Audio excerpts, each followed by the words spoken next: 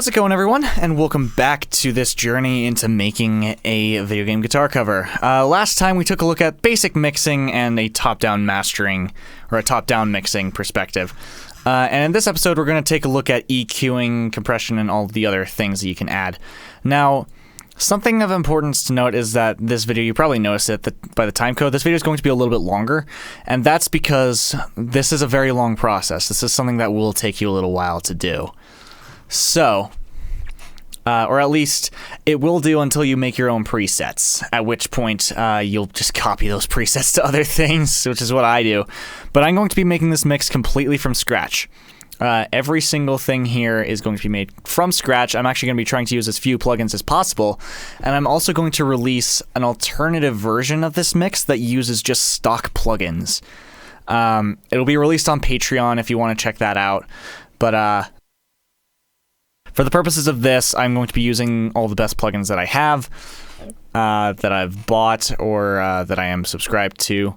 And we are going to start from the drums, go through all of the individual drums, the kick, the snare, all the toms, the overheads, specifically on the sum, and then the rooms, which are really, really important. And then we will go to the drum bus, where I do a lot of processing there. And then after that, we'll go to the bass, then the leads, then the rhythms, and then the synthesizers and auxiliary effects and stuff. So, let's begin, and we'll start with this kick.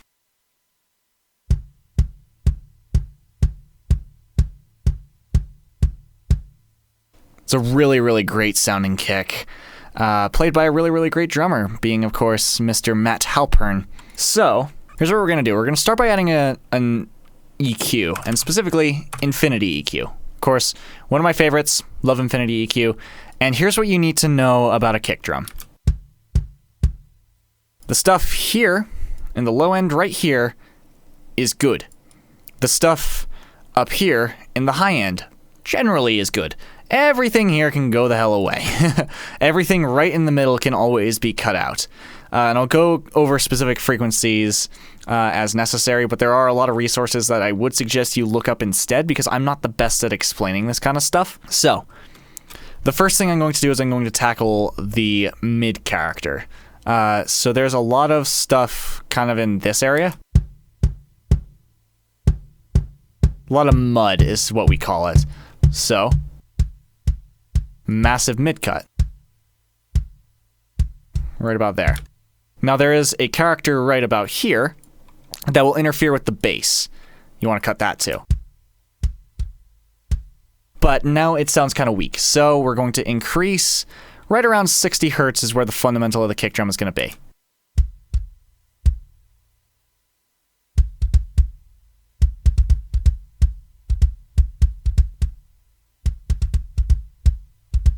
Probably a little bit much there. And that should manage that pretty well. And then in this high end, you see a lot of producers do this,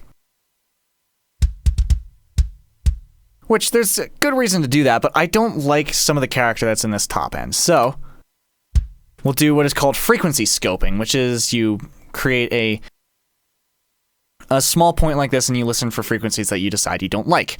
I cannot tell you what to listen for because your kick may sound different from mine, and I'm sorry, but I can tell you roughly the characters that I don't like, but your kick will always sound different than mine. So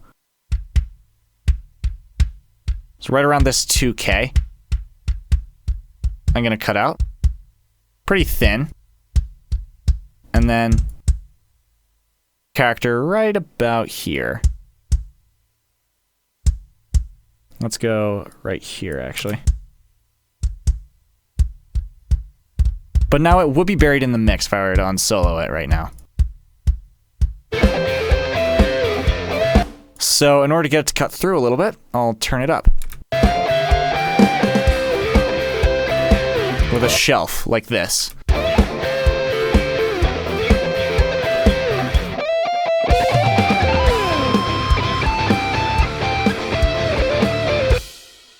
Okay, so now that we have this nice sounding kick EQ, which remember sounded like this dry, Let's add some compression. Now there is a compressor that I use, it's called MJUC. It's by Klanghelm. It's a compressor that Null and Getgood uses a lot, and I really, really like how it sounds, specifically on Mark III. And I'm going to add in specifically this density, this high ratio, the I stage, and set the punch to 3. Now, when compressing a drum, so there's, I believe it's 3 stages to a kick drum. Specifically, you have the attack, which is the initial hit, the body, which is the body, and then the tail, which is like any reverberance that comes after the fact. For this, you're going to want the attack set pretty high, or pretty slow, I guess is where you want it, and then the recovery pretty fast, which is the release in this case, because you want that transient, as it's called, the attack stage of the kick drum, to be like the main thing that you hear, but then compress everything after that, because there's not actually a lot of low end in the attack stage of the kick drum. The low end comes after the fact. So we'll have the attack set pretty slow, the recovery set pretty fast, and then we'll increase this compress knob until we get decent compression here. It's like 1 or 2 decibels is what you want, is probably enough compression from this. If you're using other compressors, okay, so this is called gain reduction. This shows you how much the compressor is compressing. On other compressors that aren't this, because this this VU meter actually reads kind of low for what's actually happening. On other compressors, you'll get like 5 decibels of compression to get the same amount of compression relative to this compressor. So we're going to increase this compress knob.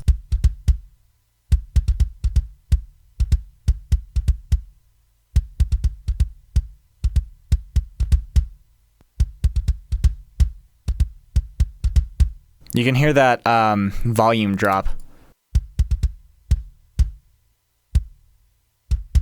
And that's where the makeup knob comes in.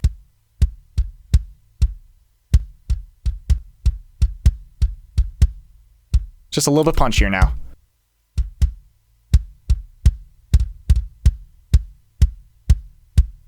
Pretty cool.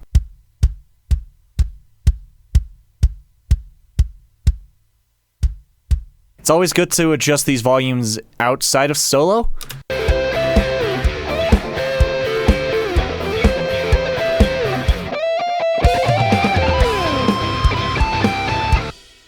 Okay, and then the last thing we're going to add to this kick is virtual tape machine. And that's because it sounds really nice when you do this.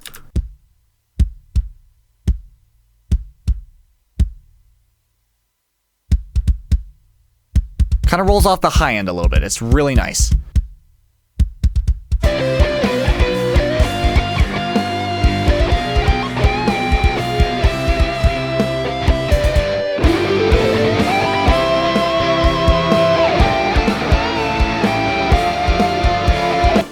That is a pretty nice sounding kick.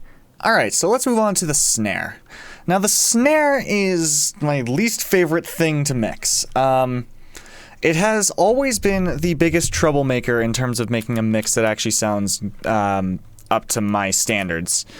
When I was using EZdrummer, everything was mixed ready, so I didn't actually need to do any processing for the most part, other than just like compression on the master bus. But I've learned a few things since then, and obviously like with unmixed snares that sound like this, there's a lot of stuff that you probably want to do that. So we begin with an EQ.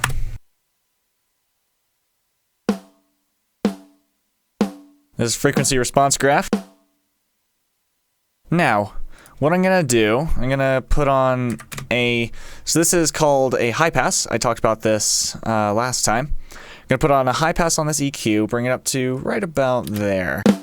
We're gonna change on this number here, which says 6 decibels per octave is what that means. And that basically means like this slope, that's how steep the slope is. So it drops everything by 6 decibels per every octave. So right here, at exactly this 6 is about an octave from this. Don't question it. I'm going to set it to 12. So it's going to be a bit steeper of a curve, but it'll be better in the long run. And one thing that sticks out for me on this particular snare drum is if I make a really thin spike here. This is called frequency scoping.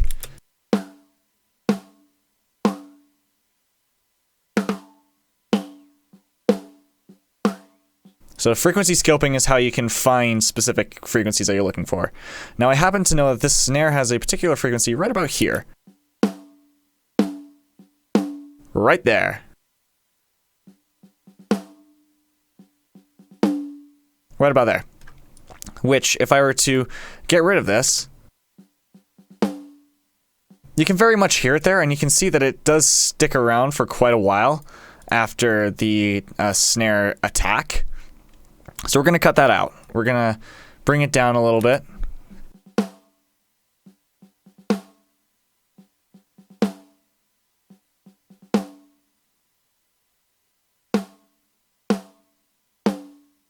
Now I also hear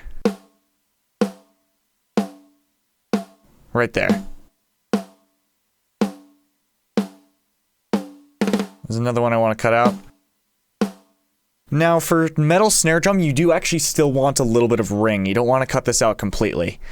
Because it's actually like part of the character of the snare drum. And if you get rid of it, the snare drum doesn't actually sound like a snare drum. So you do want some of these qualities. So kind of like that. This also right here is the fundamental tone, like we talked about with the kick drum, which was all the way down here. The snare drums is right here. Now it's a little bit strong.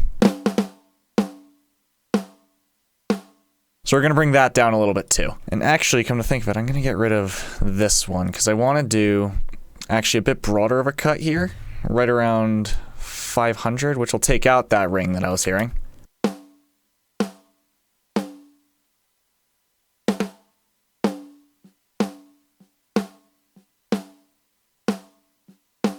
Right about there.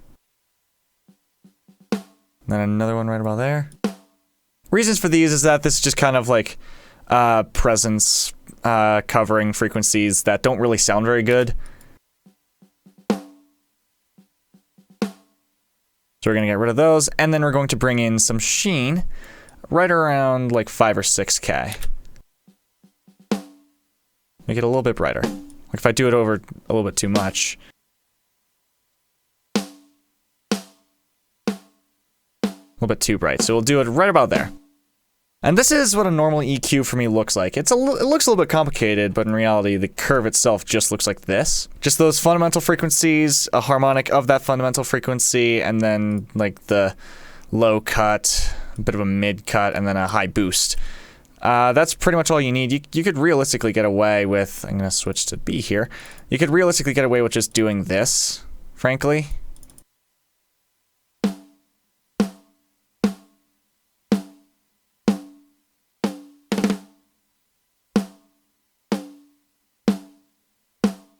But I honestly kind of prefer this.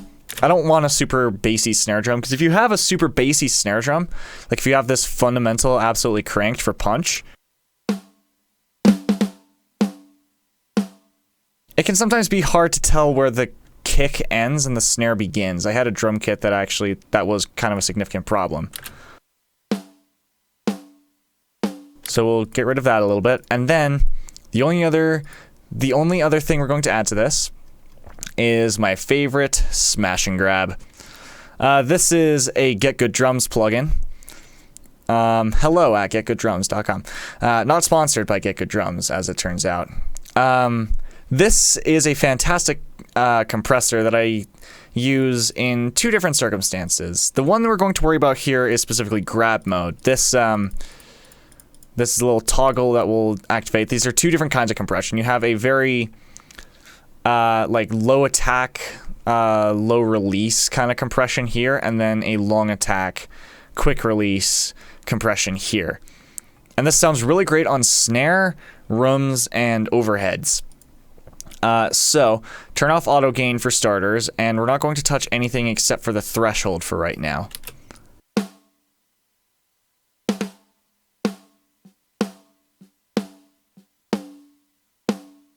You can get away with pushing it kind of hard.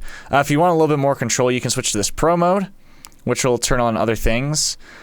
Which I do kind of want to do that. The air will be about 7K.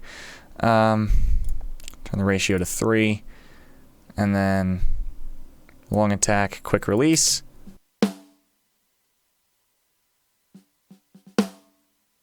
I guess, yeah, you can get away with just leaving it like that. Yeah. Actually, that just sets it kind of to the settings I was going to set it to anyway. Now this beef control, if you boost it, get a lot more low end. And then you get a much brighter snare when you turn it all the way down. Air, a lot of high frequency stuff. I'm going to add just a little bit of air, get a tiny bit of beef, and then we need to do a little bit of makeup gain because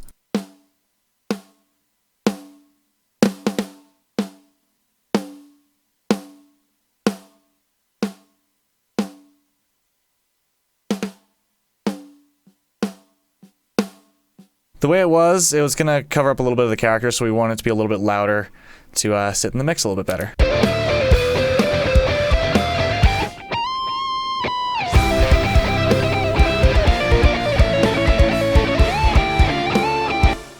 Again, these kinds of volume adjustments you are supposed to do in the mix, but that is all I'm going to add to the snare drum. Next up on the toms, let's go to a tom-heavy section here.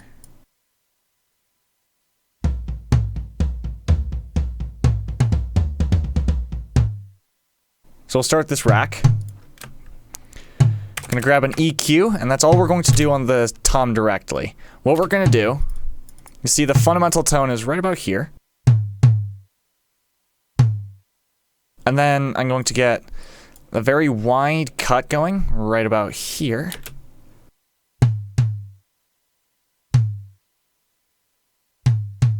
And then we're going to bring in a lot of high end with a shelf.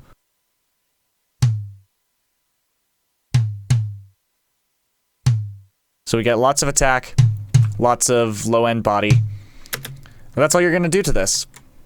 Now I am going to copy this effect to other things. We're going to make it to the other toms. We're going to make some adjustments. So this one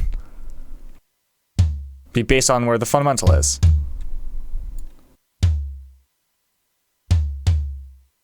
And the last one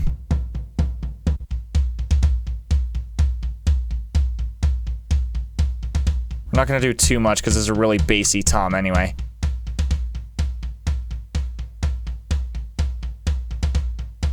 Then we're going to go over to this tom bus. Gonna turn all of them on. We're going to grab VBC Red specifically. It's a really nice compressor, which I was using VBC Red specifically in my top-down mastering, or top-down mixing, sorry. We're going to turn this up to about 3. Slow attack, fast release. Turn up the high pass to about, we'll say there. Let's turn it up.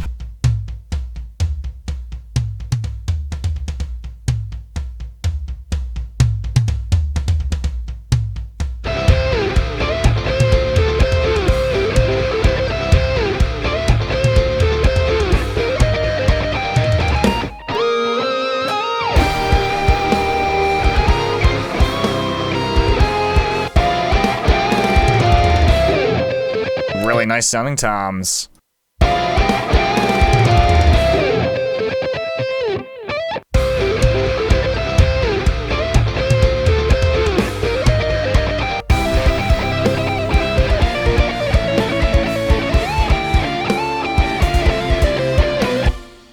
You'll be making a lot of quick adjustments. Anyway, next thing, we're going to go over to the overheads, and we're going to take this section specifically. Sounds pretty good. Now, here's what we're going to do with the EQ on this. Low pass like this again. And we're going to bring it up to right about here. Yeah, right about there. You can see the snare fundamentals here, but if I have it up too much, it'll actually get in the way of the snare itself. So we're going to bring that down just a little bit, right about there. And there's a lot of mid-character right around here that I want to get rid of as well. I'm gonna keep a little bit of brightness going, but here's something I'm going to do. I want to do something called mid-side compression, or a side EQ rather, mid-side EQ. I think I actually want this on mid mode. So what I'm going to do is I'm going to take this guy. I've activated the mid EQ mode, which will, it basically means that, so it's an AI algorithm. I believe I talked about this during the mixing episode, but it's like an algorithmic thing that like tries to identify the frequencies that are similar in the middle, and only affect those, and then frequencies that are only similar in the left and right that are, yes, it identifies what's the same between the two mics and then what's different, and then EQs them appropriately. So we're going to take this.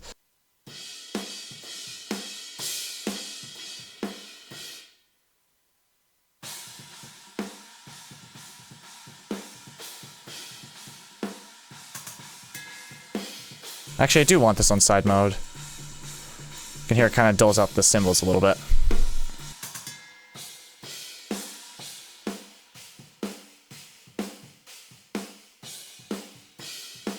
That should just about do it. This is specifically just targeting the cymbals that are going to be different between the mics. So that way they're not so shrill when we grab Smash and Grab from over there. And we're going to switch it from grab mode here to smash mode.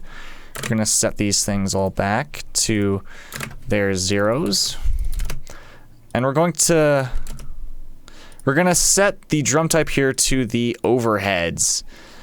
And we're going to compress the absolute ever-loving crap out of this. This is why it's called smash.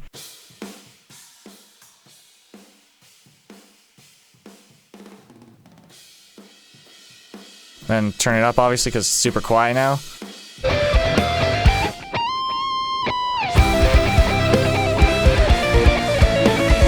And that's pretty much all you're going to do to the cymbals here. And then we're going to take the exact same EQ, for the most part, and add it to the rooms. The one difference that we're going to have here is that we're going to get rid of this EQ point. And we're going to change the drum type to rooms. So now,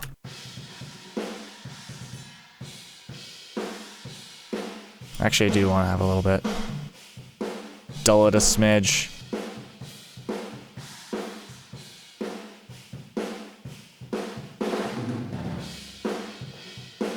Now in context,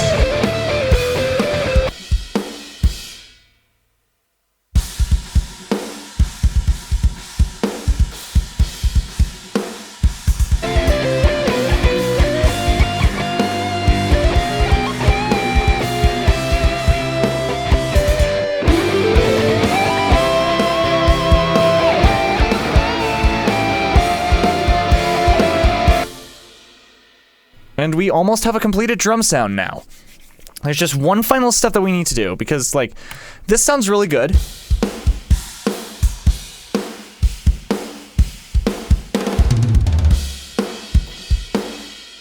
But there's one last thing that I want to do. We're going to grab Virtual Mix Rack.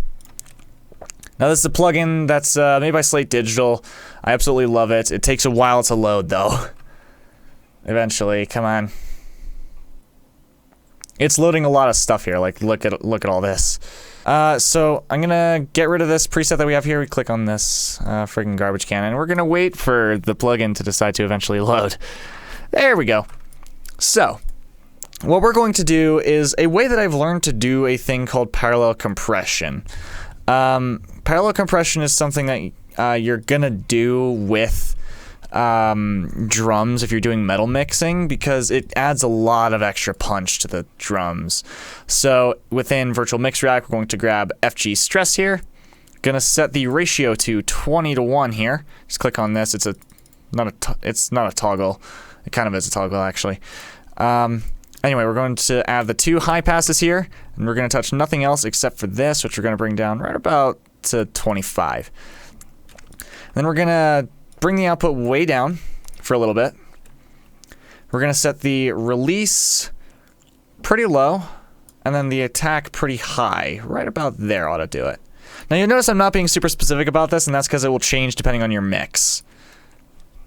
Now the input, okay, so this is an example of a different kind of compressor. The compressors that I've used so far, like MJUC and Smash and Grab, have a threshold that is movable. A movable threshold is what it's called.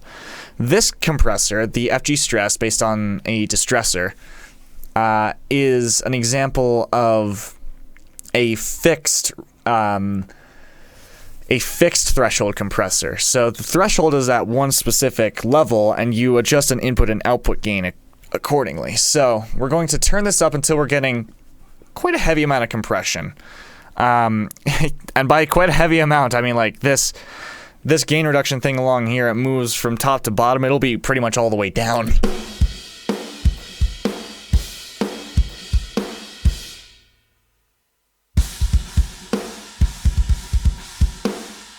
And now we're going to slowly turn up the output.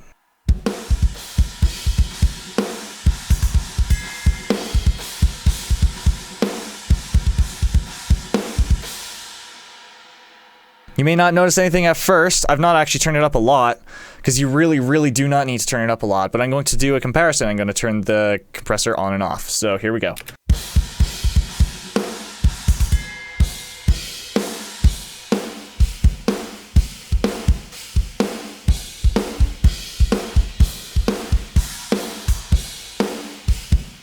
You'll probably notice that things tend to ring a little bit longer and they feel like they have way more attitude.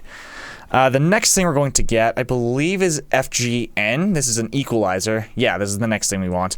This is an EQ. It's not parametric, which means that well, I guess it's kind of hard to define what parametric is. I mean, parametric means that you can move the metrics, I guess. So it is technically a parametric EQ, but like it's not a visual parametric EQ, which this is. So you can move these points, and okay, that's another thing. You also can't adjust the width of these points. By the way, I'm scrolling on these in order for these to work. You can't adjust the width of the band. You can only adjust where the band is. So for this, I'm going to set this right about... it's right about 5.5K. And we're gonna bring it up a smidge.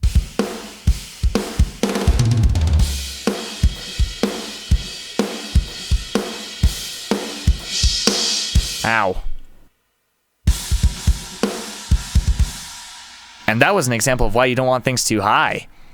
And then the next thing we're gonna do, we're going to bring this down to right about 500, this second band here. Right about 500, 550-ish. And we're gonna turn it down a little bit. So now if we A-B it here.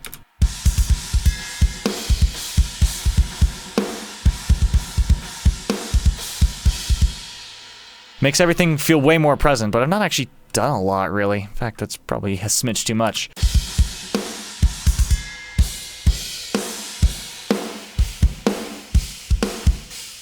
And the last thing is I'm going to get CSEQ. This is the custom series equalizer. It is, again, like a very similar compressor to FGN, but I'm just going to specifically be using this high frequency. We're not going to worry about anything else. Right around 12K, and then we're going to turn it up just a little bit.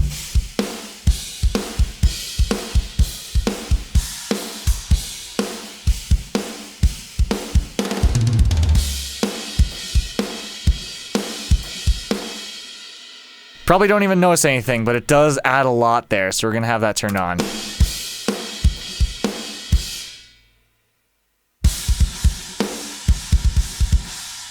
And now in context.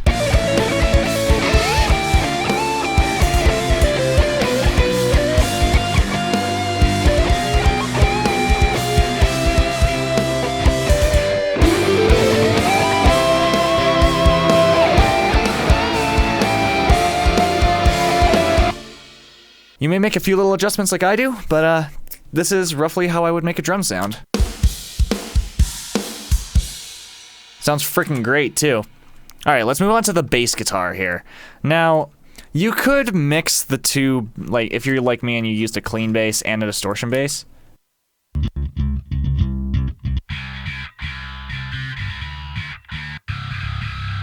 But I'm not going to do that, and I don't remember a lot of the stuff that I do to this.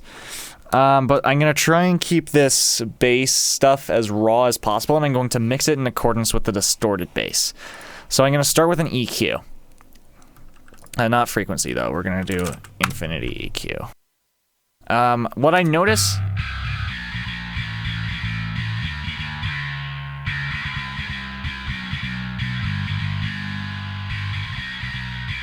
It's just that massive mid-cut, honestly.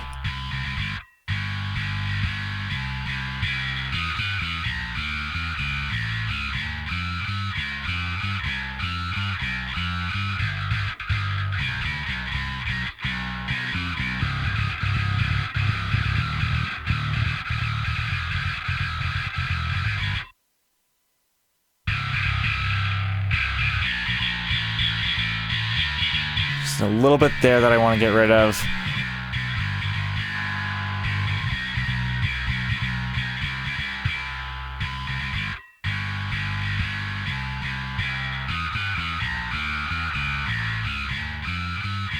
Just a little spike there I want to try and tame a little bit. Your bass EQ will look different to mine. This is the very first time I've tried to do this from scratch without using my preset, so...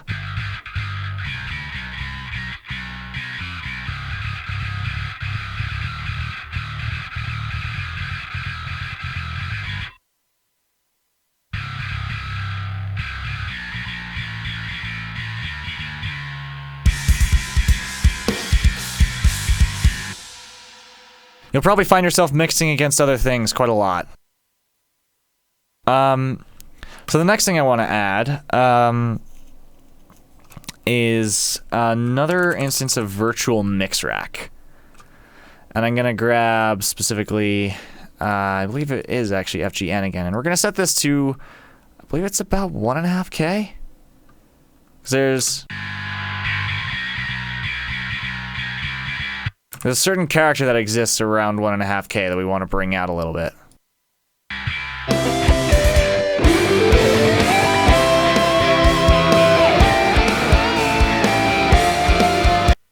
Okay, that's pretty good. And then I'm gonna...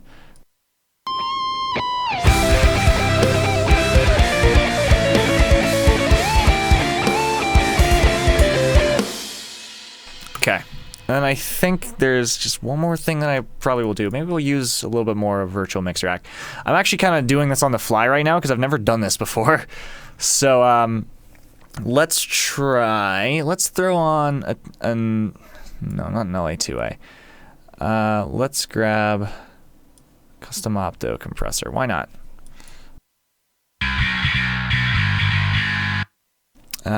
So we'll bring the speed up. Ratio's about fine where it's at.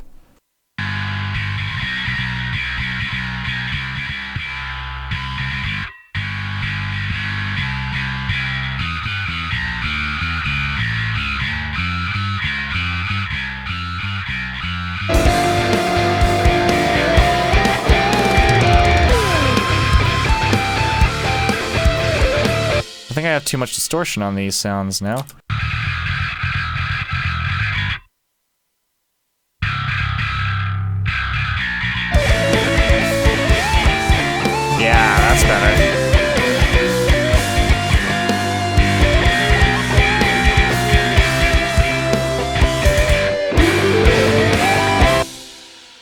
So I promise you, all of what I just did was on the fly and it works.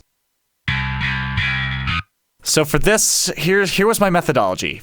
First of all was just listening for things I don't particularly like.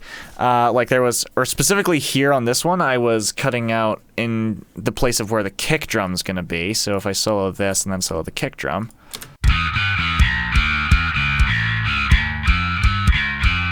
Just make space for that kick drum to exist. This one was to kind of dull it, well not dull it a little bit, but to lessen a little bit of mud that I was hearing. I probably don't even need that, honestly. This one was definitely to lessen a little bit of mud that I was hearing.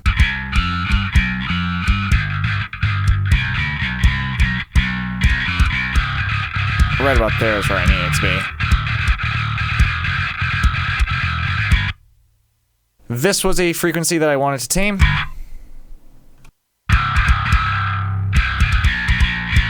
as was this.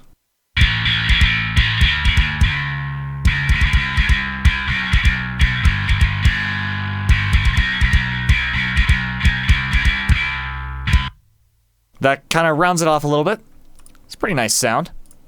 Then we go on to this thing, which is obviously way quieter now. But specifically this, there's a certain stringiness that you can get out of the bass guitar if you increase right around 1.5K. That helps it cut through, and it also feels quite good. Then the next thing was just this compressor. I've never used the custom opto compressor. I just thought I'd try it, and set the speed rather high, just assuming that that was like gonna be like quick release kind of thing. And then set the ratio just so. You will compress the bass pretty heavily.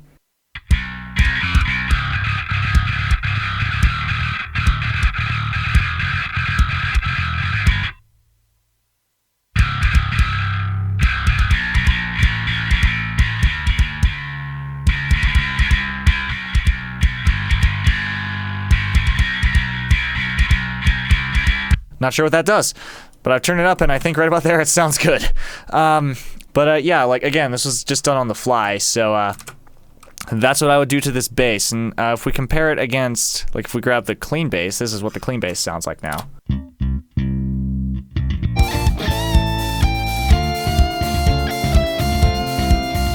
I probably would do a little bit to this clean bass on its own. I want to bring up some like that.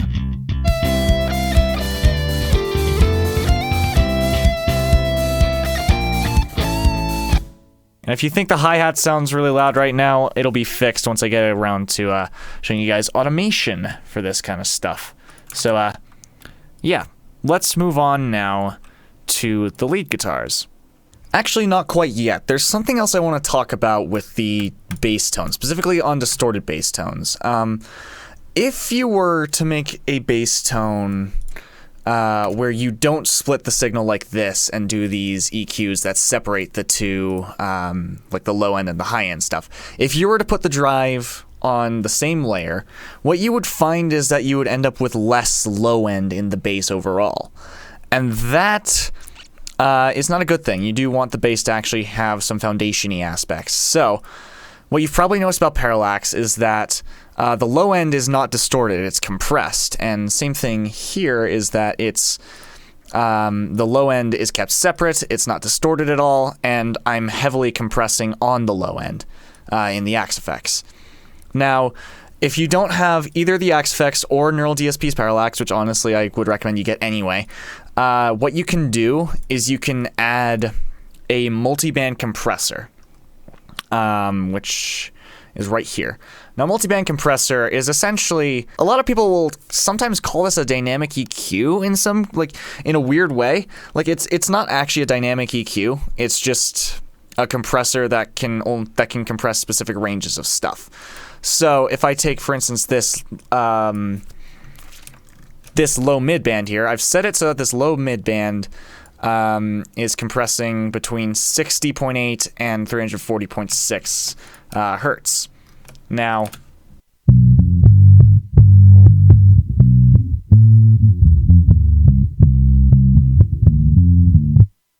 that is the sound of what it is that I'm going to be compressing. If I were to turn this down, turn it down, keep a low attack, keep a long release. Now you can turn it up a little bit.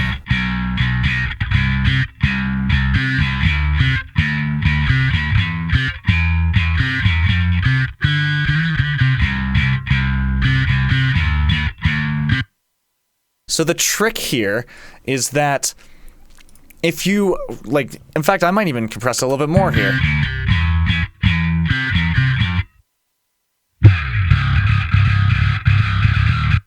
If you absolutely clamp down on the low frequency stuff of the bass, specifically in this kind of region, that gives you a little bit of leeway to then turn it up. So you'll have this really nice big low end, but it's controlled. Now, The best thing that you can do is have it already be controlled going in, which is what Parallax does, and that's also what I'm doing in the Axe-Fx patch here with this multiband compressor. It is literally a multiband compressor, and I'm doing the same thing, but I'm doing it before the final mixing stage. So that's just a little trick if you want to get more low end out of the bass, but be careful with it, because if you're using pretty bad speakers, you won't be able to hear it that well, so just be careful. You don't want to turn it up too much. And that is where I'm now going to bring up this thing. Right here, this is called a spectrum analyzer. What it is that it shows, I put it right at the very end of my chain on the main out here. If I press play,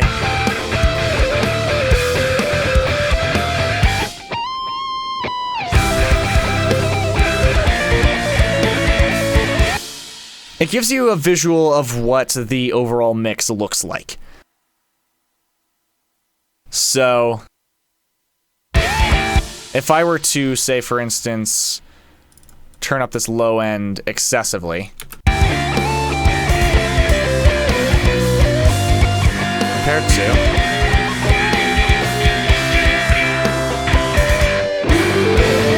I guess I could do it better by soloing out the bass.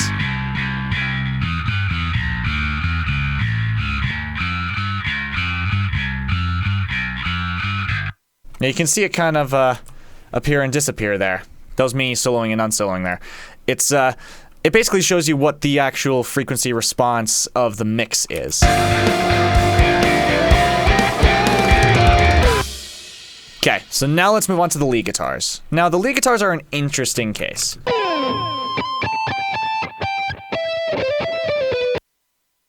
So what I'm gonna do with the lead guitars, I'm literally only going to use one plugin here, and it's Infinity EQ.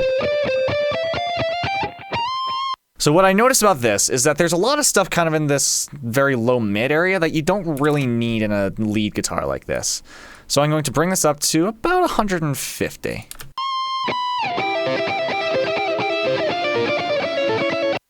And then there's also, like, I want to make a little bit of space kind of in the mix right about there. There's also a bit of character that's around 750.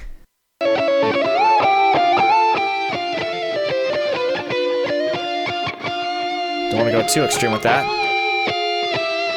And there's some fuzziness also in the top end right about here.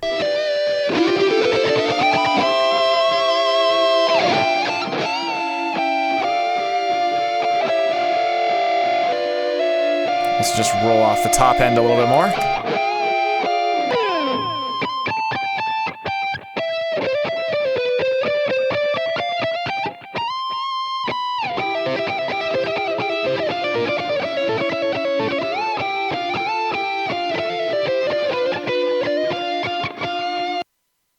It's pretty good.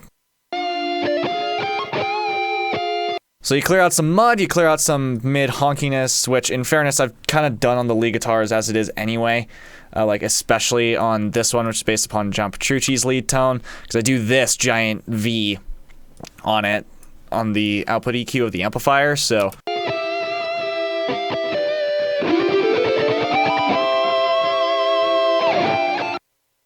Now something of importance to note is that the guitar is a mid-ranged instrument, so you do want to have some mid-character in there. You'll notice I've not done a ton here, but this amplifier, specifically this is the based on the Mesa Boogie JP2C Plus. This amplifier really accentuates the mids of the guitar to an almost unpleasant degree, and that is what this EQ is for. I'm going pretty extreme on the settings here because of that. Specifically at 750 hertz, you really do not want what's in there. You can absolutely get rid of that. So, I'm doing a little bit extra at that 750 thereabouts. I'm also doing some kind of in this, right in that area that I don't particularly enjoy, and then just a little bit of fizz I didn't quite like, and that should just about cover what it is that you need to do for the lead guitars.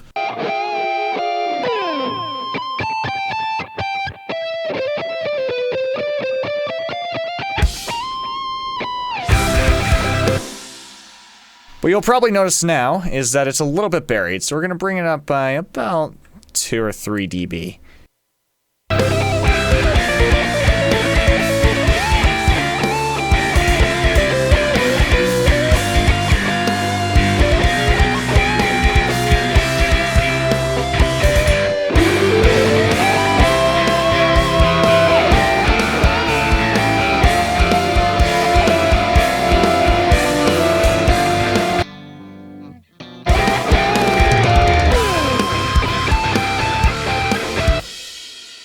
Alright, so that should just about cover what it is I want to do for lead guitars. We'll get to the effects stuff over here in just a second. Next thing I want to get onto is the rhythm guitars.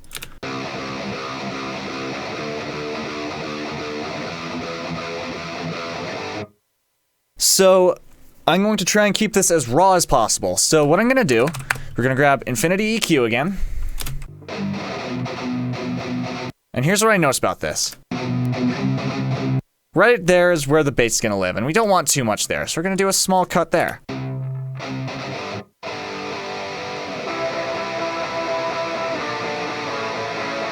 Next thing I notice,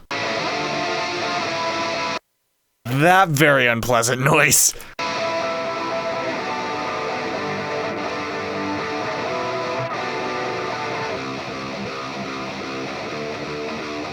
So far, this is the difference of what we have.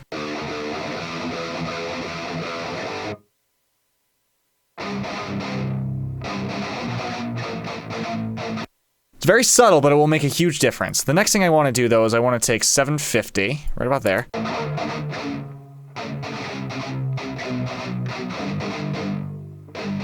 Same situation, obviously, turn it back up a little bit.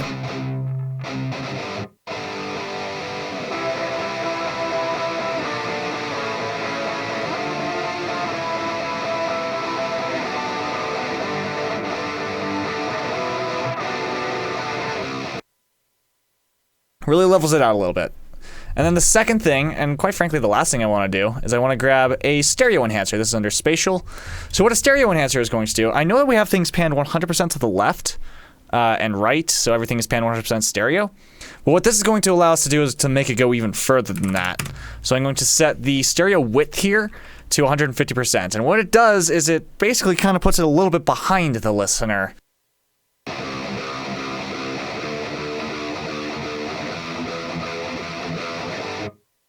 This is designed so that way it gets out of the way of the lead guitars, and you'll probably notice there is actually a small volume difference, but it's completely psychosomatic.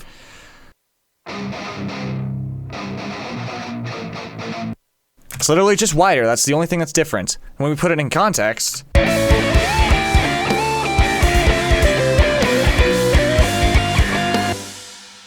having that stereo enhancer gives it a little bit of stereo separation from everything else, so that way you can actually freaking hear it.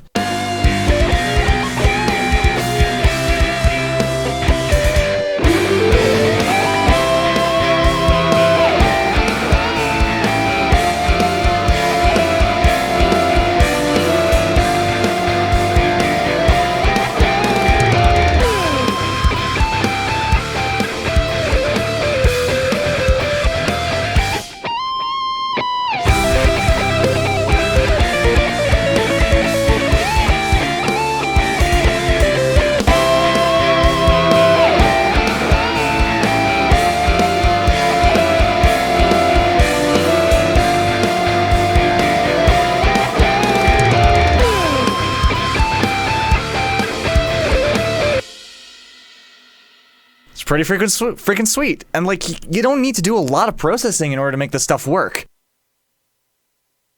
But I will say the only reason why I'm able to not do a lot of processing is because I made sure that these tones didn't require a lot of processing on the way in. So specifically on the rhythm guitar, is this compressor is doing a lot of the heavy lifting to make sure that I'm not having to do any compression on the back end. It's happening before I do any mixing. The bass, I think, or I guess the drums obviously had to have the most plugins, and apparently not even the bass had to have a lot of plugins. So, like, you really don't need a lot of plugins in order to do a lot of this mixing stuff. Anyway, next thing we're going to take a look at here is these clean guitars, which...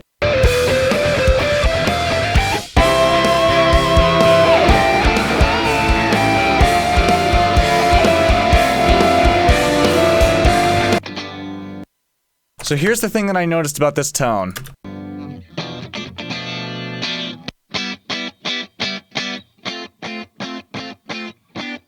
All of that right there.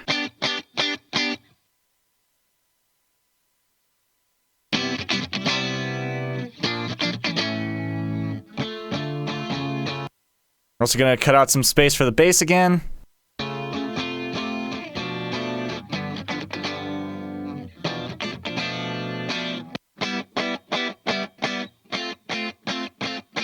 Little mid cut there.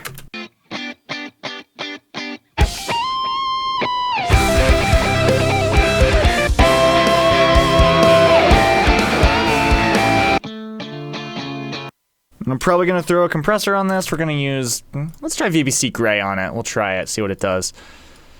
Do a slightly lighter compression. This is very percussive, so we'll try it like this.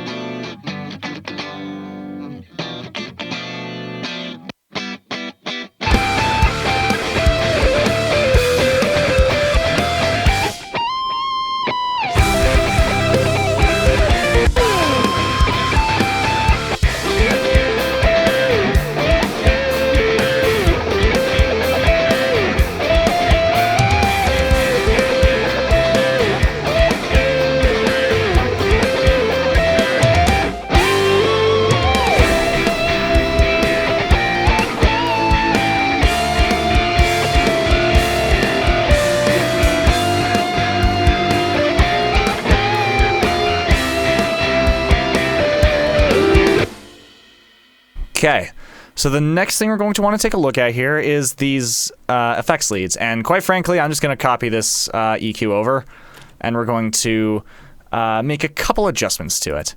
First things first, you're going to bring this up to 250 instead.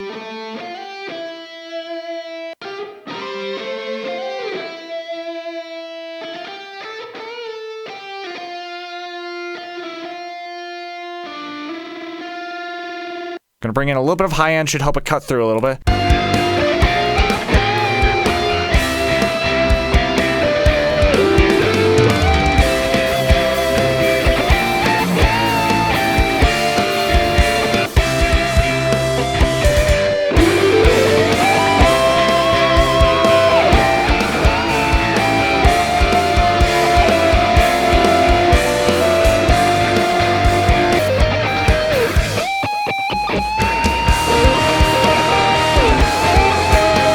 That's freaking sick. I think this is actually so cool. So those, yeah, really that's all I'm gonna do to this. There's nothing else I want to change about the effects leads here. This is quite literally all that I want to do. The last thing is, of course, the MIDI bus here.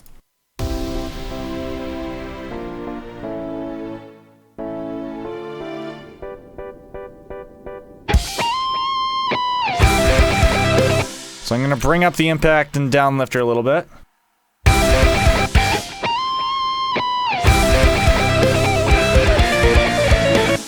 And here's what I'm going to do.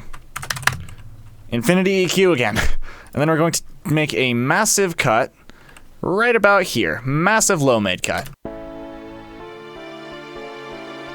Really don't need that sub info.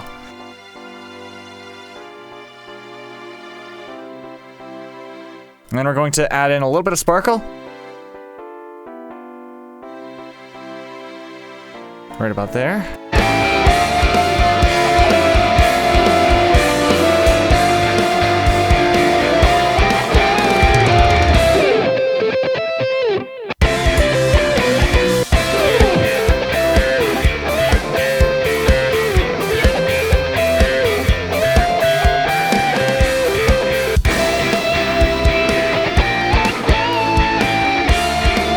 Because both of these are stereo, we're actually going to use the stereo enhancer again. So give me stereo enhancer right there. We're going to increase it by 150%.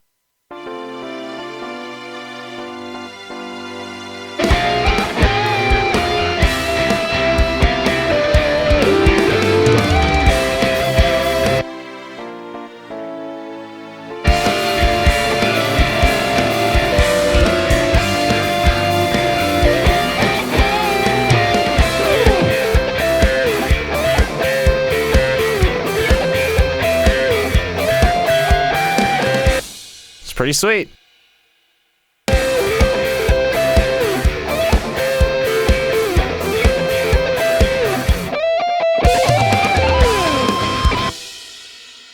And that's all I'm going to do with that.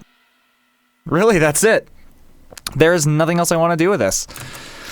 We have officially finished the mix here. Now, technically, we're still in the mixing stage, and the top-down mixing stuff is part of that stage. So I'm going to quickly adjust the settings here, so that way the compression is happening as necessary. And we're going to take the same section I've been using this whole time.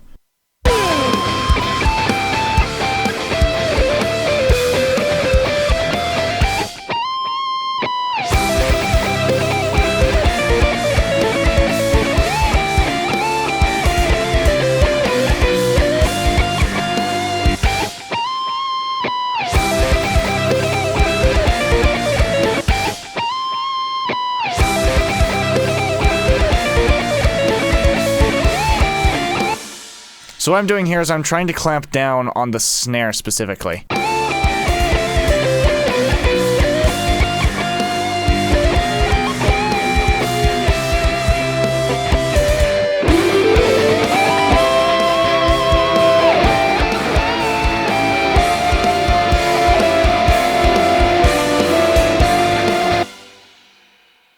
So if you clamp down on the snare, then all the compression should work perfectly fine.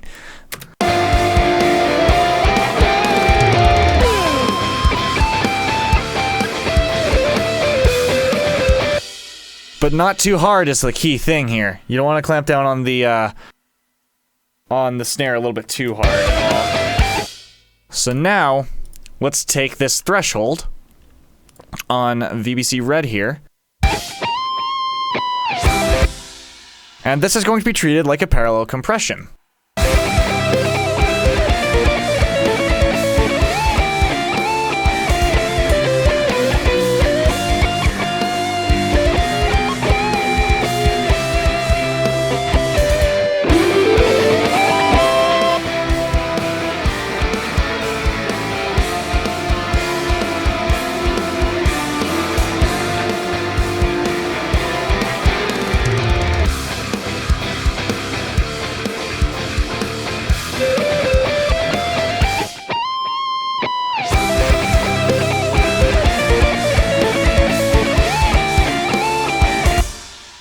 Okay, and that'll do it.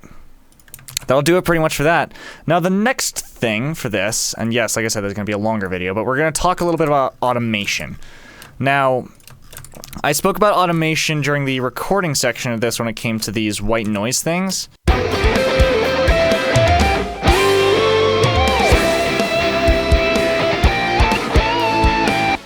But there's good reason to do it in multiple other cases. Like for instance, in this intro,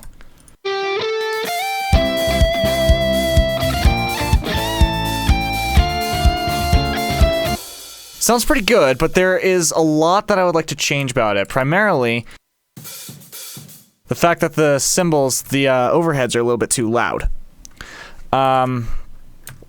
So I'm going to automate those. But the thing is, they sound perfectly fine here.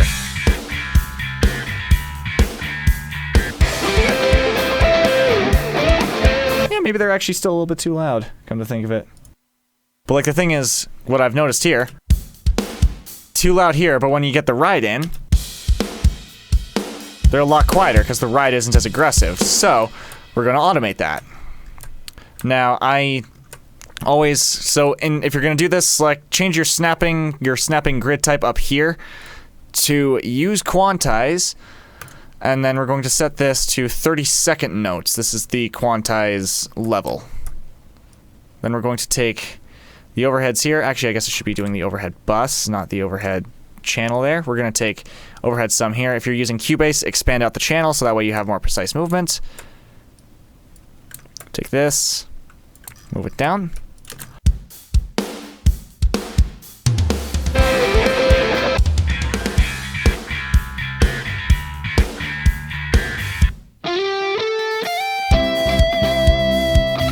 Probably still would drop it down a little bit more. So let's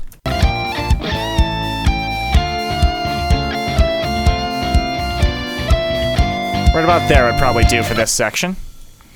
Now, something else I'm noticing about this. We have a lot of this room sound.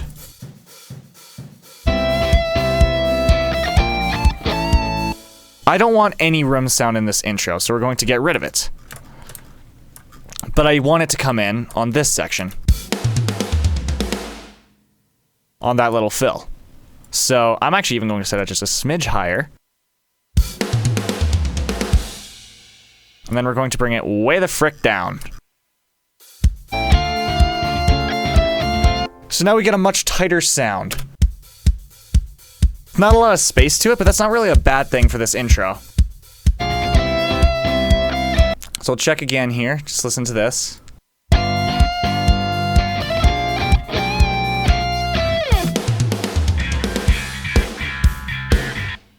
So that sounds pretty good, right? This little fill. But we get to this section. Now the room sounds are a little bit overbearing. So what I'm going to do, level these out properly, and we're going to drop the rooms down to about, let's try there.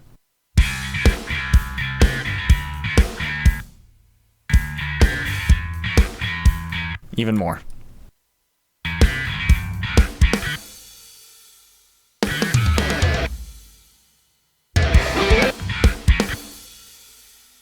Okay. So it sounds pretty good for this little section. A little bit of room sound on it. It's good. But now this fill sounds a little bit weak. So we can bring up the room sounds here. Bring up to about 8, we'll try. Let's go up even higher. Out to the same level. And then we get to this section. Feels like the drums are really far back, so we're going to drop them down to about 8.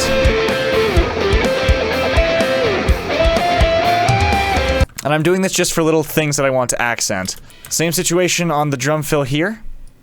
So we're going to bring up that drum fill a little bit. And then bring that back down. We're going to bring it down just a little bit further. But now we have the hi-hats back, so let's drop down these overheads. Actually, you know what? Try a little thing that I learned from Nolly here. We'll go like this. We'll keep the crash cymbal in there. And then we drop it down right there.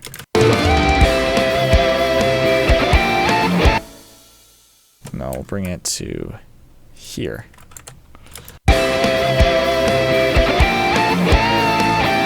Accent the cymbals, actually. That's what we're going to do. Something of importance, you want to try and avoid like 90-degree angles in doing this automation stuff, because then you'll get the clicks and stuff again. Okay, so that's the overheads done. Let's move on to the rooms here now. Now in moments of silence like this, you can always bring it up early.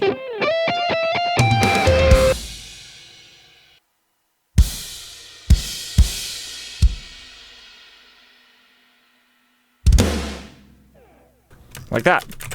That should just about do it for this. Whoops.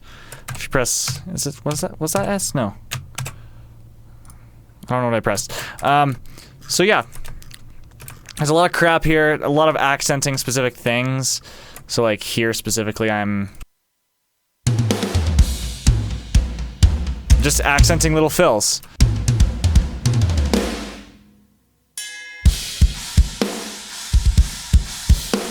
Then we also have little dry sections like this. Or like over here, obviously.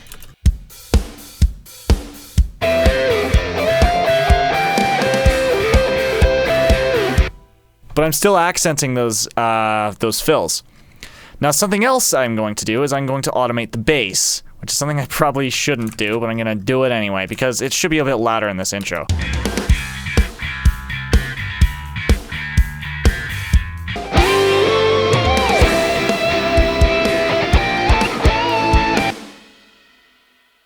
I think that's just about everything that I want to do for automation, actually, come to think of it. Yeah, this feels pretty good. This is in a good spot. So, with that, that's going to do it for the EQ compression and everything. Well, actually, it's not, come to think of it. I need to add my reverb. So the last thing that we're going to add here is this reverb that I have. This is Valhalla's Shimmer. And this is one of my favorite reverbs, because if you set it up correctly, like so, it can be a really, really nice ending to songs. Which in this case, it is particularly the ending to this guy.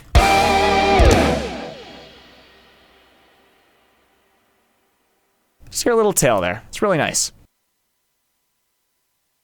Okay, so with that, that is not the last thing I want to do. If you're gonna be picking a reverb, make sure that there's like basically no low end in it at all. Like cut. Most reverbs will have like a low cut and a high cut. Cut everything up to 400 hertz and everything above 2700 is what I have it set to, but you could set it like between 27 and 5K.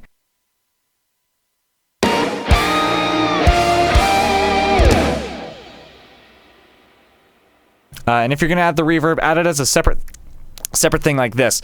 So the way to do this is an effect track specifically.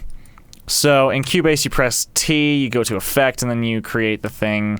We want stereo, that then goes to the master bus, and then you just add it.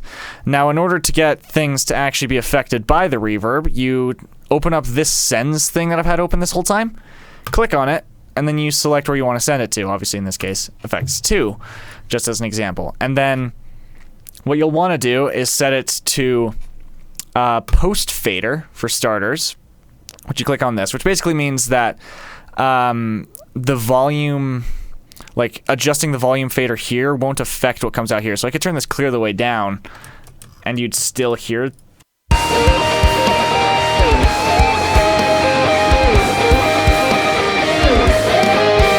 Now we hear double. So obviously you don't want it to be like that, so you do actually want it to be like that. It's really helpful to have. That means that you can adjust this and it'll actually affect the sound, and this will affect the sound, but doing this won't.